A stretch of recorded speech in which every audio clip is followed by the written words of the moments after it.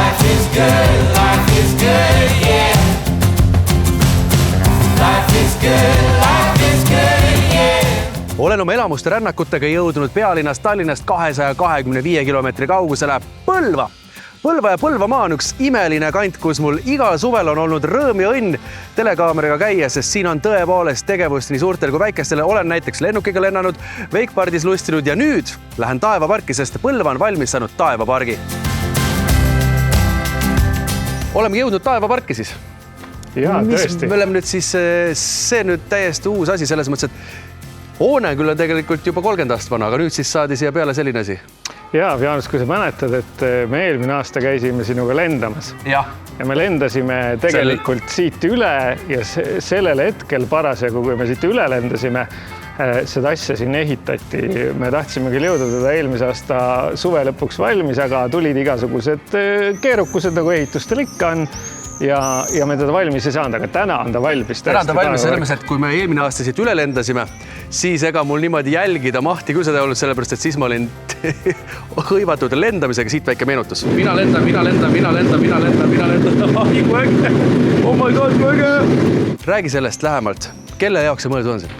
Tegelikult asja kontseptsioon on see, et ta on esmalt lihtsalt park katusel. Sa võid tulla, nautida neid vaateid. Sama see Wakepark on ju, kus me oleme käinud? Jaa, sama see Wakepark on paista ja Wakeparki võib ka tulla. Aga siin on see, et võtad oma raamatu, all on kohvik, võtad kohvi, tuled saad sõpradega kokku, tuled kas või oma suvekontorit tegema. Ja mõte ongi see teisalt, et ta oleks ka siuke kontsertpaik ja taevalava selles mõttes, et Lõuna-Eestis teist sellist kohta ei ole, kus saad õhtul tulla taevalaotusesse kontsertit nautima, et siin on juba vahvaid artiste üles astunud ja astub palju veel. Aga ta on siis nagu linnarahvale avatud, kui just siin mingi üritus ei ole, linnarahva avatud, selles mõttes tasuta ja iga päev, mis kellani siis? Ta on igapäevaselt lahti, natuke küll varieeruvad, aga päeval on ta igal juhul lahti, ürituste ajal on ta kauem lahti. Tegelikult on ka see, et kokkuleppel, kui tahad mingit üritust teha, siis saad ka, et oleks kauem lahti, et vabalt võib siin korraldada laulatuse, baari panna, mida iganes. Ilus vaade on ju selles mõttes, et nüüd vaatad, kui roheluse sees see Põlva tegelikult on. Meie tagant ei ole küll näha, aga siit paistab keskväljakus ka uued arendused kerkivad, et Põlva meil ikka areneb. Aga Põlva ei arene mitte ainult siin nii-öelda kesklinnas, vald on suur ja lai ja pärast lähme vaatame ka nii-öelda vanemaid asju, aga mis on tegelikult ka teinud läbi päris suure arengu, näiteks Moostes. See aga enne kui me Moostesse lähme, räägime natukene sellest, et mis üritused on konkreetselt siin Taevapargis olnud ja mida suvi veel ka toob, et ka teie saaksite siia tulla ja neid toredaid sündmusi nautida.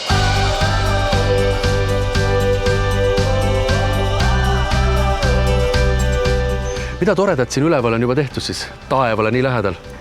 Terve suvi on toimunud igast põnevaid asju, et me avasime siin selle taevalava nii-öelda juba 5. juunil Hendrik Salsalleri väga märgilise kontserdiga, mille kontserdi pealkiri oligi Käime katuseid mööda. No, sobib ideaalselt on ju, milleks see on ideaalne. Et minu käest on küsitud, et kui Taevapark oleks laul või mingi muusikapala, et mis see oleks, siis ma sellele olengi vastanud, et see on nagu Hendrik Salsalleri laul Käime katuseid mööda. No ideaalne ühesõnaga. Nii, aga mida nüüd veel suvi toob, sellepärast, et on ju eraldi festival? Sellel kohal on täiesti omanimeline festival, ehk siis Taevapargi pühitsemine, mis sai alguse tegelikult eelmisel aastal, kui me tähistasime Euroopa kultuuripealinna aastat. Ja sel aastal ta siis toimub teist korda. Ja miks me selle nime nagu Taevapargi pühitseme, mis oligi tegelikult üles ehitatud siia katusele, ehk siis me avame ja pühitseme selle katuse lava ja katuse pinnad. Natuke vedas alt meid see kõige põhiline platvorm ei saanudki valmis siin augustiks 2024. Aga nüüd selleks aastaks on kõik ideaalne. Nüüd on ta valmis ja nüüd me siis saame nagu teha selle festivali, nagu me tahtsime tegelikult juba eelmine aasta siin samas Taevapargis. Festival algab 8. augustil ja ta on üles ehitatud 2 nädalavahetusele, et ongi 8–17 ja siis 2 nädalavahetusele ta toimub. Meil on seal perekontserte, meil on õhtuseid pidusid, näiteks DJ Hennes Schmidt siin tuleb meil plaati keerutama ja Puuluup on Kimmo Pohjonen ja väga kaugeid esinejaid Aafrikast, Mehhikost, Ameerikast, Haitist. Kuidas see kõik sellised Aafrikast ja Mehhikost kõik kokku olete saanud siia? meil on palju sõpru. Ja olemegi linnulennult 15 kilomeetrit kiirelt läbinud ja Moostes. Ja me oleme Moostes, mida võib öelda, et on üks Eesti paremini taastatud mõisakompleks oma tohutute võimalustega. No hakkame otsast pihtes seal, kus oli nii-öelda mõisa peahoone, seal on koolimaa. Seal on koolimaja, jah, et ta on väga hästi taastatud ja õnnelikud lapsed on siin Moostes, kes siukses uhkes mõisamajas saavad koolis käia. Mõisas õppida, aga mis hooned siin veel olemas? Näiteks siin on karjalaut. See on folgikoda. Ma arvan, et see hoone lõunaeestlastele tutvustust ei vaja, aga võib-olla põhjaeestlased ei ole siia sattunud. See on tohutu suur kontsertsaal, tegelikult väga hea akustikaga, siin aastaringselt väga erinevad artistid astuvad üles, siin korraldatakse suuri seminare, suuri pulmapidusid ja juba paari päeva pärast tegelikult 1.–2. augustil toimub siin 19. korda, see on niisugune folgisugemetega festival Mooste elu ja heli ja see on niisugune väga vahva üritus, et soovitan kõigil tulla. Siinsamas saab möll lahtis, jah? Siinsamas ta kaasab rohkem kui see saal, et siin on väljas ka, et kõigil Viljandi folgile me järgi ei jõua, aga see on niisugune omapärane intiimne, nii et soovitan tulla. Aga mis see siin on Uku ukse peal pandud? Kirjutavad vähemalt siin? Seal tegutseb Uku savimaja. Tegelikult see on üks kõige hiljutisemalt restaureeritud hoone ja siin sees toimud väga põnevad asjad, et mina ütlen, et teaduslikul tasemel tegeletakse siin lausa niimoodi savikrohvide ja igasuguste tootearendustega, nii-öelda maalähedane ehitus. Faktina võin öelda, et siit seda Mooste savi on lennutatud Araabia Ühendemiraatidesse šeikidel transpordilennukitega. Need mehed on seal käinud seda tööd tegemas. Šeikidel on vaja Eesti savi. Eesti savi, sest et nad teevad seda siin nii kvaliteetselt ja see ei ole lihtsalt plätserdamine. Neil on kõik põhjendused nendel asjadel taga, et uued tootearendused, kuidas soojustada neid vanu maju ja kõik, et seda siit kõike saab. Siin on ka töötoad Saksamaalt, Prantsusmaalt, igalt poolt käiakse siin õppimas seda asja. Kuule, ma olen kuulnud, et siin olevat ka tegelikult täitsa oma selline mõisahärra olemas, et üleolevat nimi. Ta on ka siin kuskil, jah? Jaa, mõisahärra tegelikult on nii, et ega mina siin käia ei saa ilma, et ta kuskilt välja ei ilmuks ja Ülo tõesti, kes tegelikult on olnud pikaaegselt siin Moostes eestvedaja ja kunagine vallavanem, tema on seda kogu kompleksi taastamist eest vedanud ja ta on teinud ära ühe elutöö, ma arvan siin.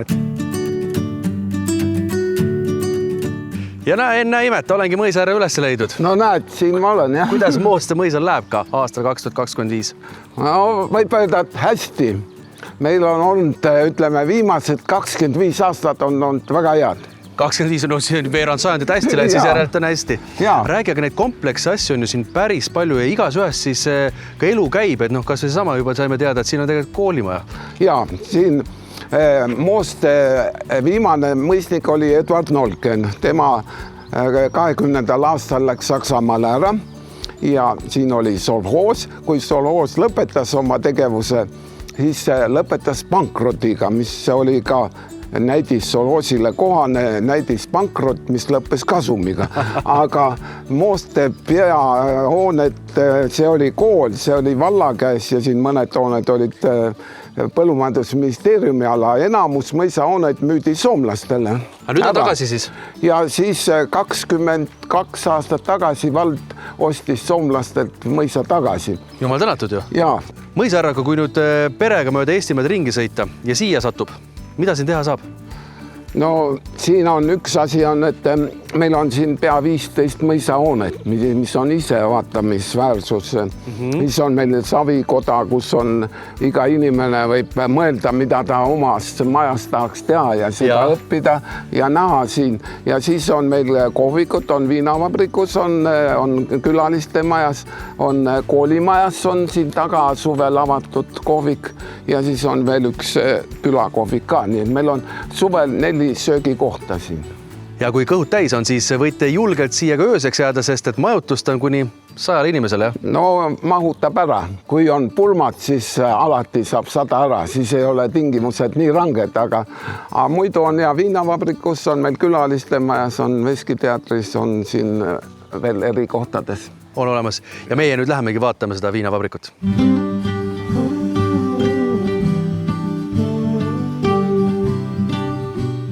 Sõbrad, tere tulemast Moost mõisa viinavabriku aatriumisse ja nüüd vaadake kõik siia. Mida te näete? See on lühter, aga see on mitte tavaline lühter, vaid nii nagu viinavabrikule kombeks, see on pitsidest. Just. Kuidas sellise idee peale tuldi? No selle Põrratu maja renoveerimise käigus oli meil üks vahva disainer, kes pakkus välja selle idee. Ja loomulikult see sobib siia ju imeliselt. Sobib ideaalselt ja nüüd teil on omamoodi mäng siin, kui inimesed teie juurde tulevad, sest siin saab ööbida, siin saab erinevaid konverentse pidada, erinevaid koosolekuid, siis see on omamoodi mäng ja, et mitu pitsi siin üleval on. Mina sain teada. Tõsi, ma täppi ei pannud, tunnistan üles, ma hakkan ennast targemaks teha. Aga see, kes arvab ära esimese korraga, see saab siis väikese preemia. See saab pitsikese ja viinavabriku viina.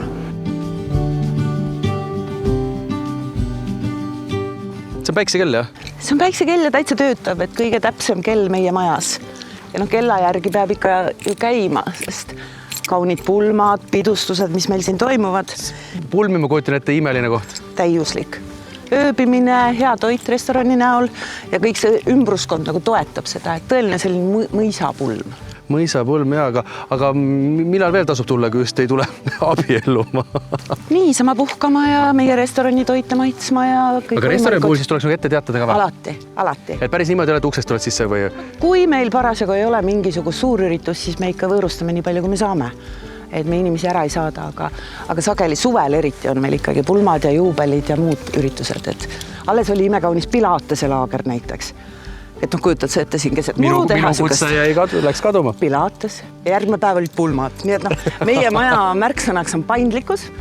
Et me tahame, et kõigil oleks hea ja inimesed ikka lähevad ära siit sellise zenni meeleoluga. No ilmselgelt lähevad mõis, kui üldse selline mõisakompleks, kui see on ellu äratatud ja nii kaunilt tehtud, nagu siin on ja kui see on sellised toredad inimesed ka siia kaasanud ja kui see ümbrus, täna muidugi ilm on ka fantastiline meil täna, aga meile suvesaates alati ongi imeline ilm ja siis tegelikult siit samast 3 sammuga saab minna vette ujuma, et siit tulebki inimene, kes lahkubki hea tunda ja mõnus aura. Absoluutselt.